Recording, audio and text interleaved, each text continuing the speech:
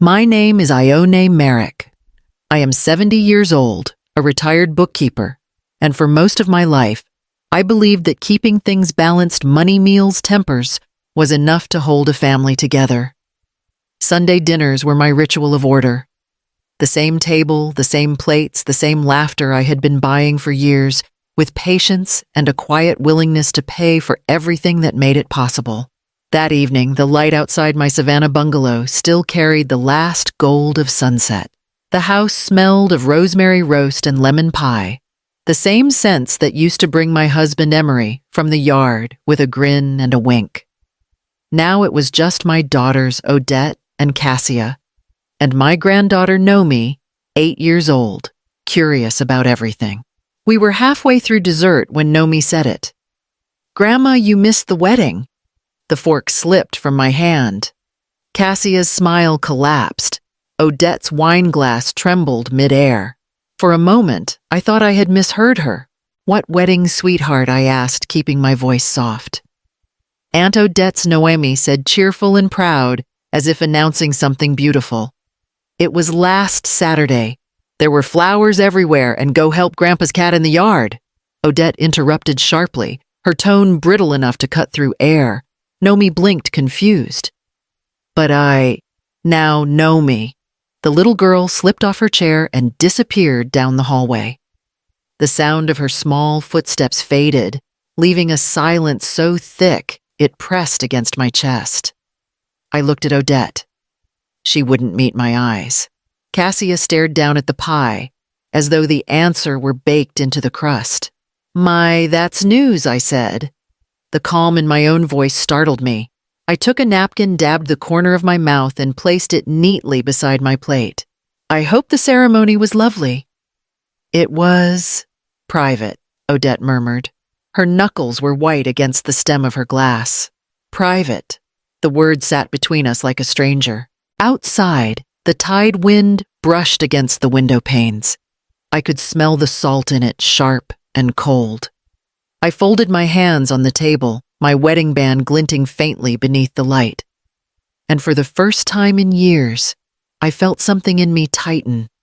Not grief, not anger, but resolve quietly taking its first breath. After the dishes were stacked and the house fell quiet, I sat at my kitchen table and opened my laptop. The blue light reflected off the window, and for a moment, my reflection looked younger, sharper, like the woman I used to be when numbers meant stability, not betrayal. The banking page loaded slowly, as if it knew what I was about to see. Then the list appeared, $12,432 charged to the account I shared with my daughters for emergencies. I scrolled down the column: a florist, a catering service, a bridal studio in Charleston, and a venue I didn't recognize. It was Odette's wedding laid out in digital ink. Emery used to call me the quiet accountant of our home. I handled the bills, balanced the ledgers, kept everything running smooth while he worked the docs. He said I could make order out of chaos. Now I looked at that order and saw only evidence of how chaos had learned to smile politely. I reached for my old green ledger book, the one I hadn't used since retirement. My handwriting trembled at first, then steadied. Each line I wrote felt like reclaiming a piece of myself: date, transaction, amount, purpose, none of which matched the word emergency. The kettle began to hum. I poured chamomile tea into my favorite mug, the one with the tiny chip along the rim, and sat back down. Instead of tears, I took a slow sip. The warmth was steadying, grounding. I remembered the first time I lent Odette money. She was 23, struggling to pay rent after quitting her first job. Just this once, "Mama," she'd said, teary and embarrassed. I'd handed her a check and told her she didn't owe me anything. That phrase, "you don't owe me anything," became a habit, a currency of its own. Over the years, it turned into tuition deposits, car repairs, business dreams, each wrapped in gratitude that faded the moment the funds cleared. Every rescue became permission. Every kindness, a quiet transaction that bought me a seat at their table. Tonight I closed the ledger and laid my palm over it. The pages smelled faintly of ink and time. I had balanced everyone's life but my own, and the numbers had finally called me due. The morning after I balanced my ledger, I stood on the porch that Emery built. The boards were still solid after nearly 40 years smoothed by time and salt air. He had measured each plank twice, humming as he worked, saying he wanted me to have a place that would never give way beneath my feet. When he died, the house felt too large, too still. I filled the silence the only way I knew how, by being useful. I paid bills that weren't mine, offered loans that no one asked to repay, and called it love. It made the house feel busy again, as if purpose could drown out absence. Cassia needed help with her first home. I wrote a check for the down payment without hesitation. Odette wanted to open a small art studio on the west side of town, and I covered the rent for the first year. Each time they thanked me, I felt a flicker of warmth, proof that I still mattered, that I was still part of their story. But gratitude, I learned, fades faster than grief. Sometimes, late at night, I would imagine Emery sitting in his old chair by the window newspaper, folded neatly on his lap. He would glance at me over the rim of his glasses and ask if I was sleeping enough, eating enough, living enough. His last words had been simple, whispered through shallow breaths, the night before he slipped away. Don't let love make you small. At the time, I thought he meant not to settle for less than what we'd built together. Now I understand he meant something else entirely. Love without limits had made me smaller with every favor and every quiet, of course, I had given. I had mistaken sacrifice for connection. The porch creaked softly beneath my feet as the tide wind moved in from the marsh. I rested my hand on the railing he had carved by hand and felt its roughness, honest and steady. Somewhere between those grains of wood and the ache in my chest, I knew something had to change before I disappeared into kindness completely. 2 days passed before I heard from either of my daughters. Cassia called mid-morning, her voice measured as though every word had been rehearsed. She asked if she and Brennan could stop by to clear the air. I agreed. They arrived with a tin of cookies and the strained politeness that comes before a storm. Brennan's tie was too tight for a Sunday, and Cassia's eyes darted from the curtains to the floor, never quite meeting mine. Odette hadn't returned my calls or my message asking her to talk. Silence was her way of punishing me, always had been. We sat at the kitchen table, the same table where I'd once rolled out birthday dough and balanced checkbooks. I had already stacked a neat pile of printed statements beside my teacup. When I slid them across the table, Cassia's breath caught. I just want to understand, I said evenly, how $12,432 in wedding expenses came from my emergency account. Mama, please, Cassia began. Odette was afraid you'd overreact. She should have been afraid of the right thing, I replied. Not my reaction, my realization. Brennan shifted in his chair. Family shouldn't keep score, he muttered half to himself. Then stop running a tab, I said. My voice stayed calm, but I could feel my pulse, steady and strong, like a clock finally ticking in rhythm. Cassia tried to explain shared bills, promises, a misunderstanding, but I had stopped listening to excuses long ago. I pushed a small velvet pouch across the table. Inside were 2 old house keys, each one labeled with their initials. Your copies, I said. From now on, you come when invited. Cassia stared at them as if they were foreign objects. Brennan opened his mouth, then thought better of it. This isn't about punishment, I continued. It's about respect.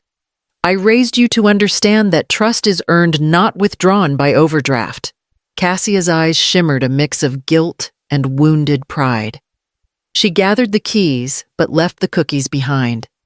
When the door closed, I stood in the stillness, feeling something unfamiliar, a kind of quiet that wasn't loneliness, but freedom stretching its legs for the first time. The house settled into a silence so deep I could hear the old clock breathing. For the first time in years, no one called asking for help. No messages arrived with the word urgent, and no one stopped by on their way to anywhere else. Cassia didn't text at all. Odette sent one message the following afternoon. "You've always needed control. Maybe this finally makes you happy." I read it twice, then placed the phone face down on the table. I decided not to reply. Some words only grow sharper when handled. The evening stretched longer than I remembered. I filled them with small, familiar tasks, sorting letters from Emery, polishing the brass lamp he had chosen for our first home, and listening to the ocean wind drift through the cracked kitchen window. The rhythm of the tide became my company, patient and steady. A few days later, I went to my doctor for a checkup. He mentioned that my blood pressure had crept higher. Nothing alarming, just a sign that I needed to rest. I smiled and said I was working on that. It was true. Rest didn't mean stillness anymore. It meant learning to stop carrying what wasn't mine. Afterward, I walked to the attorney's office across the square. I had known Henry Lowe since Emery's passing, a man who never filled silence with needless talk. I asked him to update my will, remove both daughters as joint account signatories, and cancel every dormant authorization. He didn't question it, only nodded and said, "It's good to be clear, Ms. Merrick." By dusk, I was home again. The porch light glowed softly against the shutters. I made a small supper-grilled fish tea, one slice of pie, and ate slowly as if tasting solitude for the first time. When I cleared the table, I noticed the quiet no longer felt like punishment. It felt like consequence, honest and earned. I went to bed early, leaving the windows open so the night air could move through the rooms. The sea hummed somewhere beyond the marsh, low and constant. For the first time in years, I didn't dream of being needed. I slept through until morning, and the house blessedly stayed quiet. The text came late in the morning, short and careful. "Coffee by the river. Just us." It was from Cassia. I hesitated before answering, then typed back, "All right." The truth was, I had missed her voice more than I wanted to admit. The air near the Savannah Riverwalk carried a faint sweetness from the magnolias mixed with the tang of the tide. Cassia was already sitting on a bench facing the water hands, folded tight around a paper cup. She looked smaller somehow, not in size, but in certainty. "I'm sorry, Mama," she said before I'd even sat down. "I should have called sooner." I eased beside her. "You're here now." She nodded, staring at the water. "I need to tell you something. I co-signed Odette's contract for the wedding venue. She said she'd pay it back before you ever noticed the charge, and I didn't want another fight." She can be hard when she feels cornered. The honesty stung and soothed at once. "Fear doesn't make loyalty," I said quietly. "It just postpones the truth." Cassia's eyes welled. "I know. I was wrong to stay quiet. I thought I was keeping peace, but I was only helping her lie. How do I make it right?" "Not by promises," I said. "By proof. Little things. Repay what you can, even in effort. Help me around the house. Be honest even when it's uncomfortable. No more secrets." She let out a shaky breath, nodding. "Then let me start this Sunday. I'll help in the garden if you'll have me." The tide lapped softly against the embankment. For a moment, I saw her as a girl again, kneeling beside Emery as he taught her to plant jasmine. She had always loved seeing things take root. "All right," I said. "Sunday, then." She smiled, small but genuine. "I'll bring gloves." We sat a while longer without speaking, watching sunlight move across the water. The quiet between us no longer felt like absence. It felt like soil turned over, ready for something new to grow. It happened 3 days after my meeting with Cassia. The air outside was heavy with rain when Odette's car pulled into the drive, her tires hissing against wet gravel. I barely had time to set down my teacup before she burst through the door. "Why did you cancel my card?" she demanded. Her voice carried the sharpness of someone who'd been rehearsing the line all morning. I took a slow breath. Because it was my card, and the spending was not an emergency. "You had no right," she snapped. "That money was supposed to help me start fresh. The wedding was private. It was none of your business." I looked at her.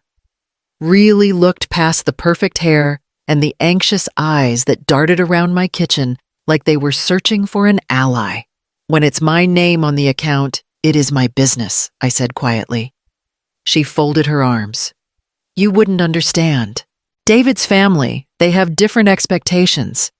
They think you're over-involved, always talking about savings and responsibility as if we're children." I nodded once. "If they dislike caution, they should be grateful you inherited it.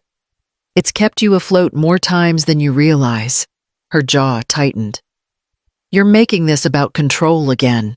You've never trusted me to make my own decisions." I set my hands flat on the counter. "You're right, I didn't trust you because you kept proving I couldn't. But this isn't about control, Odette. It's about respect. I have given you everything I could, and still you used me to hide your choices." She went silent, color rising in her cheeks. "You'll regret this," she said finally, voice shaking. "I already have," I answered.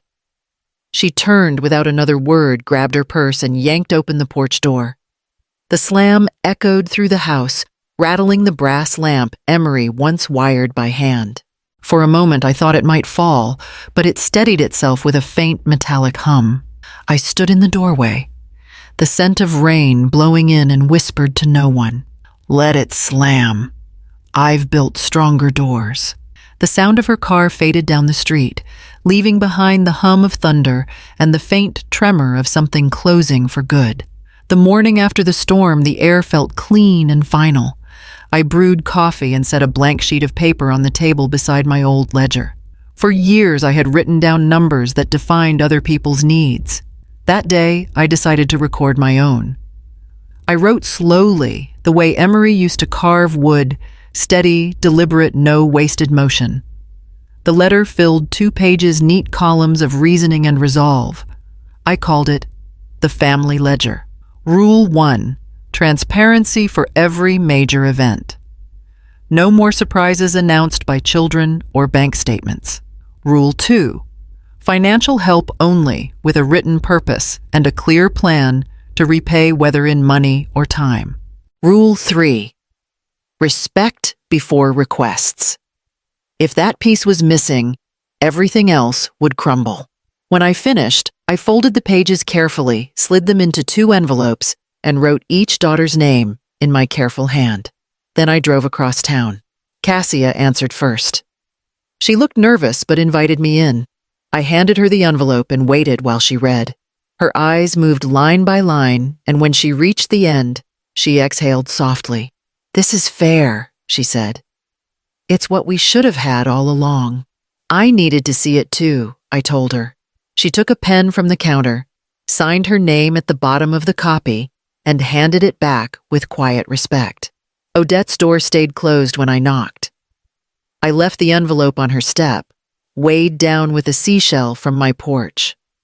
Later that evening, I checked she had taken it, but she didn't reply. That was answer enough for now. At dusk, I brought a small brass plaque to the porch. Cassia had ordered it for me weeks earlier, not knowing what words I'd choose. I engraved them myself with a steady hand, built by boundaries kept by respect. When I fastened it beneath the lamp, the metal caught the last of the light. I switched the bulb on, watching its glow spread across the porch floorboards that Emery had built. For the first time in years, the light felt like it belonged to me, steady, earned, and bright enough to keep. By spring, the house had found its rhythm again. The garden filled with new growth, and the porch smelled faintly of lemon oil and salt. Cassia came by most Sundays, sometimes with Brennan, sometimes with little Nomi, who loved helping me label the old photo albums. Brennan replaced the loose railing Emery once promised to fix, and joked that it might last another 40 years. Cassia brought muffins and stayed long after the coffee cooled. Our conversations had changed, no talk of bills or help, or just this once. We talked about her work, the books she read, and how she finally understood why I had been so careful with what I built. Life was quieter, but it no longer felt empty. The quiet now was choice, not consequence. It was nearly dusk one Thursday when I heard a knock. I opened the door to find Odette standing there, hair pulled back. No makeup, a plain sweater clutched around her shoulders. She looked smaller than I remembered. "Hi, Mama," she said softly. "I didn't want to call. I thought I should come myself." She held out a small envelope. "It isn't everything. Just a start. I've been saving from the studio. I wanted you to have it." I took the envelope, the paper still warm from her hands. "Thank you," I said. "That means more than you know." "I was wrong," she whispered. "Not just about the money, about the way I made you feel. I thought you were trying to control me, but you were just trying to keep me from losing myself." I nodded. "We both had lessons waiting. I'm glad you learned yours. I'm still learning mine." She smiled, tentative, but real. "Can I stay for tea?" We sat in the kitchen, the same place where our worst words had once been spoken. We didn't talk about the past. We didn't need to. When she left, I walked her to the porch. As she stepped into the night, I reached up and turned on the lamp. The brass plaque beneath it caught the light, built by boundaries kept by respect. The glow spilled gently over her shoulder as she walked to her car. I watched until the darkness folded around her, the lamp steady and warm, the light mine to keep.